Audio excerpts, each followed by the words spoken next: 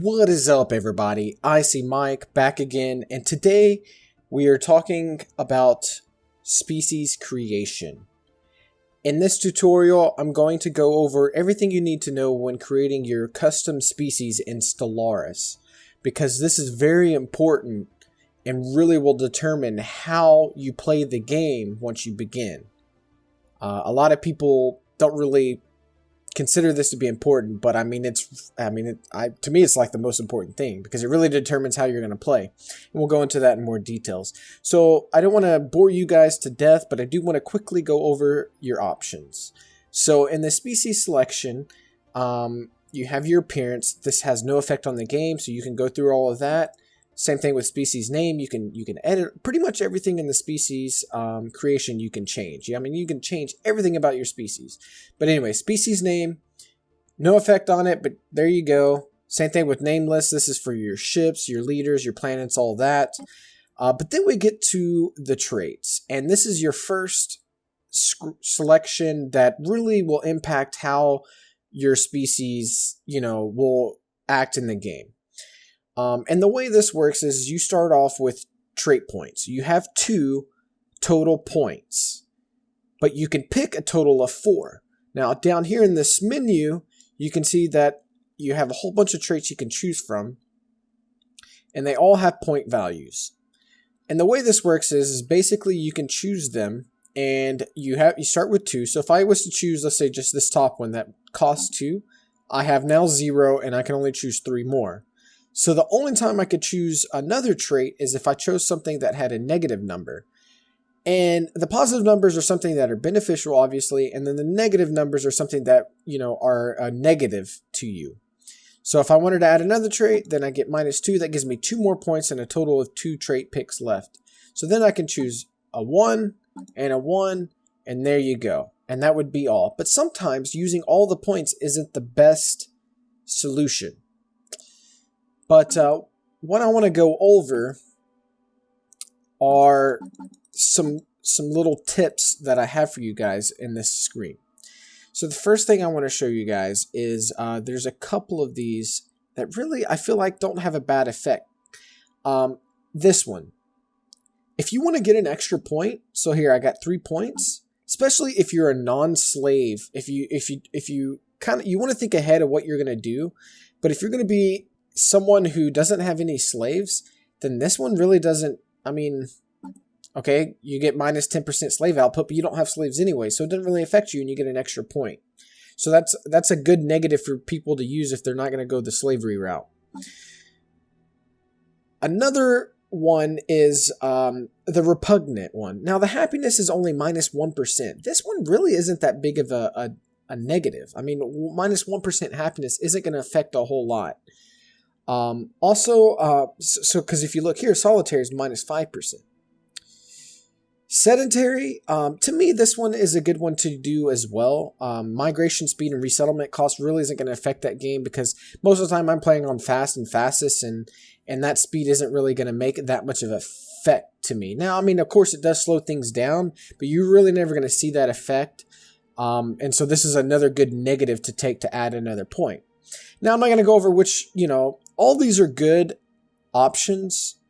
All the positive ones, obviously, they benefit you in some way. So it really kind of depends on how you want to create your empire. Are they going to be military based? Are they going to be smart? Are they going to be hard workers? Are they going to be slaves? And that's something you kind of have to decide. There's kind of 4 distinctions. You have your slavery and your non-slavery. You have your military and your non-military. And then you have your smart, and then you have your hard workers. Those are kind of your, the different variations you can have. And honestly, to me, there is not a right or wrong answer. Every time I play differently because it gives me a new experience in the game. But for people who are just picking up the game, to me, slavery gives you the biggest input or output, really.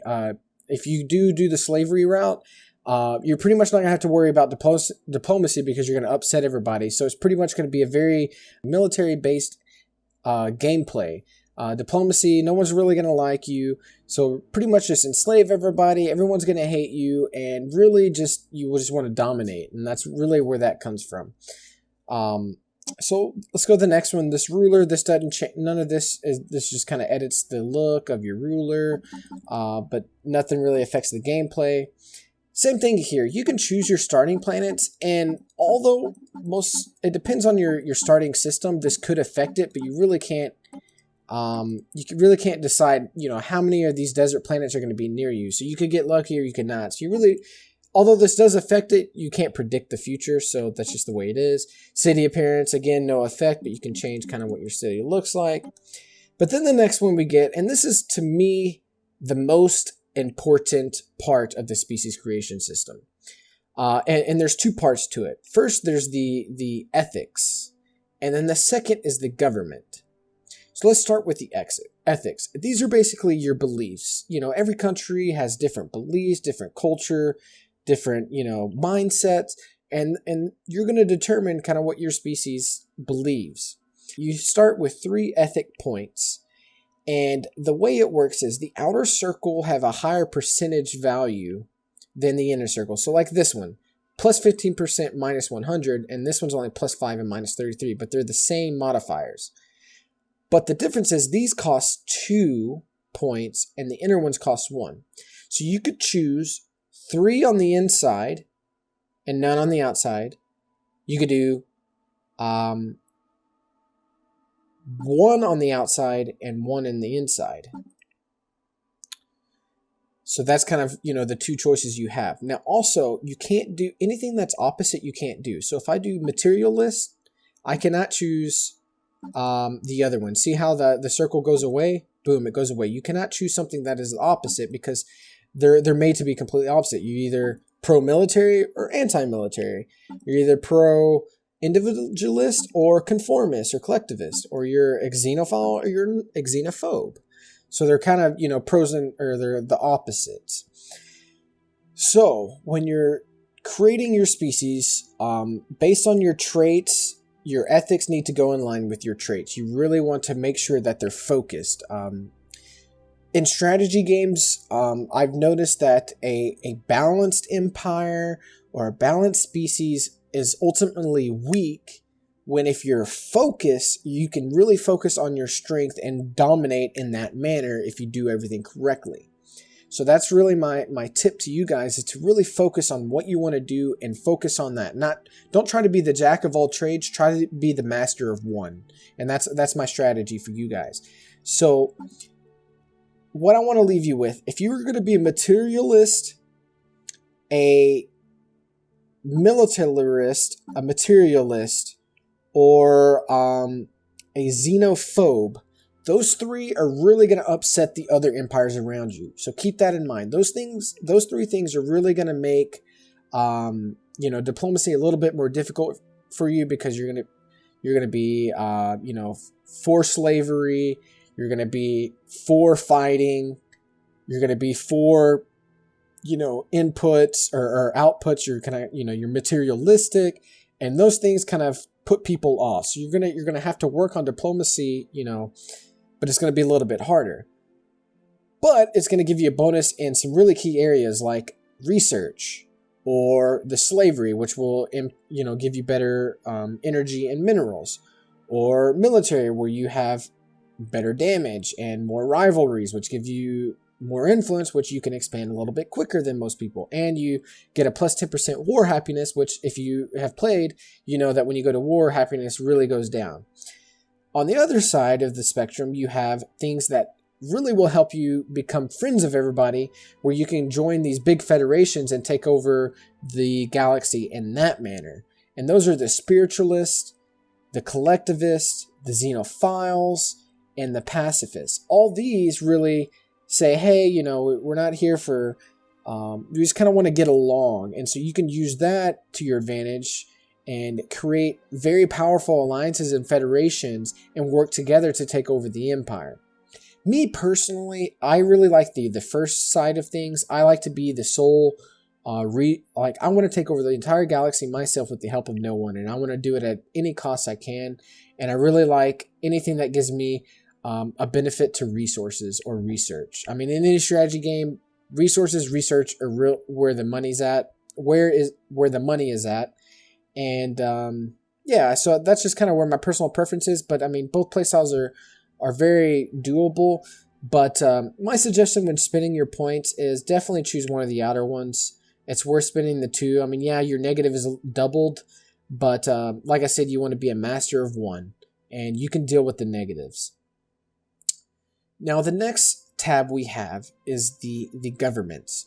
Now, based on these selections, we'll open up these selections. So you can see these are all grayed out. But if I choose different ones, different government ones kind of pop open. So you may want to have an ideal government type, and you can basically, well, see, it gives you the subsets here, what you need to be true in order to unlock it or to be able to choose it. And one thing I do want to leave you guys with, government can change in-game. That you're not set at this government. You can actually change it in-game. So you can go to your faction and change it mid-game and really kind of change it up for you. But the governments that I really like, again, sticking with mineral, food, research, those are my favorite.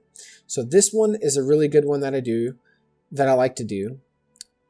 This one I like to do as well. The build cost is nice. And let's see, where's the other one? Edicts. See, these are all kind of like, you get core sector systems. I mean, none of that really gets my panties bundled up, so to speak. I'm not real excited about any of these. Research speed, this one's a really good one for research. It gives you a minus 25% research station cost and a plus 5% research speed. But usually when this comes up, if I look, I get plus 5% research speed, or I can get plus 10% output. And so like you're like 10% or 5%, and I usually end up going with that one. And the edicts I don't really use that much because they use influence, and I'd rather use influence on expanding. Happiness is always good, and food consumption is good. So this is not a totally bad one. If I'm one of these, I would probably choose this one. Or if you're a military one, this one's a good one too because you get capacity and cost reductions. Same thing with this one, and same thing with kind of this one that gives you extra damage. So this is kind of the military section. But usually I choose one of these bottom 3 just because these bottom 2 here just because it gives me extra minerals or research. And then really everything else is kind of just custom stuff, flags and all that. Starting weapons, I mean, this can make a difference technically depending on your neighbor and what they choose. But as you research more stuff, it really becomes obsolete. So I wouldn't worry too much about this decision. And this is a big decision too. Everybody has a personal preference. If you see me in my playthroughs, I always do the wormholes. This is just my favorite method because I'm not restricted to a specific route, or I'm not restricted to a specific range. As long as I can build a wormhole, I can get there, and that gives me the most freedom in my mind, and that's why I choose it. But this is something that you guys just need to play around with and kind of figure out your personal preference. Definitely, if you're a new player, I suggest warp travel. That way you don't have to worry about it. You can learn about the new mechanics or learn about the game mechanics. And then as you play, you'll learn that, wormhole right now is kind of overpowered in my mind. And they're steadily balancing it out, but I love wormhole travel.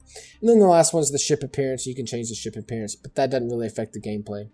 But yeah, guys, that's pretty much it in terms of species creation. Like I said, the main thing I want to leave you guys with is really you want to become a master of one thing. Are you going to be the enslaver military faction, or are you going to be the friendly pacifist faction? You really want to kind of choose sides and focus on that and get the most out of that instead of like, oh, I got a positive here, got a negative here. No. That's not going to work. You want to overpower in one direction and really just kind of take over the galaxy in that manner. I hope this tutorial was really useful to you guys. Thank you so much for all the support. If you did find this useful, please hit that like button. And if you want to be updated when I come out with more tutorials or more content or Let's Plays, then please, I ask you to hit the subscribe button. But thank you again for watching, and I will see you in the next video.